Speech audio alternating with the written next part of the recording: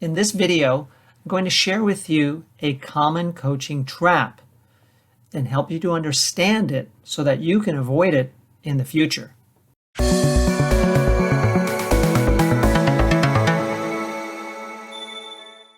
In coaching, we have sometimes these little traps that we fall into during the coaching session, and it makes us less effective than we could be.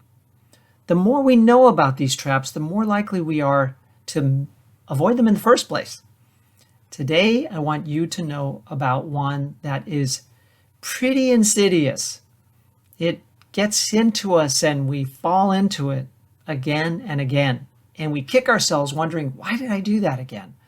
Well, there's a reason why. First, let me explain what the trap is, and then go into the reason why, and then give you some ideas on how to avoid it altogether. The trap is this. You're nearing the end of the coaching session. You're looking at the timer, and you're realizing that it's about time to wrap it up. However, you're not sure that you've really provided the value that you wanted to in the session. You feel like there's more room to cover some additional information that might be useful to the client, ask a few more questions, maybe inquire and explore, try to get to more of the who versus the what. There are a variety of things, but you just feel like, there's just something left undone in this coaching session. So then you fall into the trap and you ask a deeper, more probing question than you should at the end, and you open the conversation back up. Then what happens? The client, following your lead, answers the question, and it takes several minutes. And now you're running out of time, and you realize that you've fallen into that trap where you've tried to add more value at the end of the coaching session and cause the timing to go awry. Sometimes what will happen when you're really knee deep into that trap is a client will say, oh, I didn't realize it was that time already. I've got to go. This is the worst possible way to end a coaching session, when the client actually has to leave and you're not able to end it in the way that you would like to end it and should end it. So how do we fall into that trap? The type of coach that tends to fall into that trap of trying to add too much value at the end of the coaching session is the one who has some hesitation about how good they are. This might happen with newer coaches where they are not as confident and secure in the coaching session, and therefore they try to cram in a lot of value and just ask a few more questions because they feel like, there's something left undone that I just have to get to. The other type of coach that might fall into this trap is the pleaser.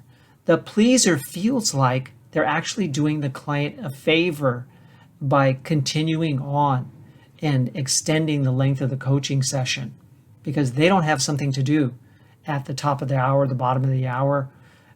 And so then they just blow right through the timing, and then they don't realize that they've actually done the client a disservice by doing that, because the client then has to extract themselves from the coaching session abruptly, and it is difficult for both sides and awkward. So the pleaser has the wrong conception about what actually is pleasing to the client. To be clear, generally what's pleasing to the client is for the coach to manage the timing of the session well and end it clearly before the allotted time. So then what can you do to avoid falling into this trap? Well, a few ideas here. First is be confident. Be confident of the value that you bring to coaching sessions. Don't be hesitant. Don't worry that you're not adding enough value.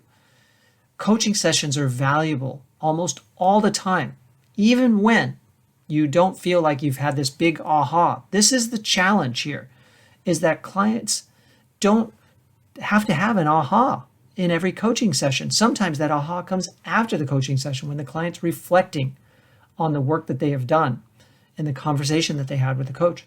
Sometimes the aha comes in session 3, session 4, session 9, session 12, who knows? That's not the pressure that you should feel, nor should the client feel pressure. The point of a coaching conversation is to help move the client towards an outcome and measures of success for that coaching session. If you feel that you have not done that, then you should be asking the client how they feel about it instead of trusting in your own feelings. Let the client tell you how they feel about movement towards the outcome and where would they like to direct the rest of the conversation. See, if you're following best practice and checking in halfway, then you should have a sense of whether you're on track or off track and able to redirect towards helping the client move towards the outcome.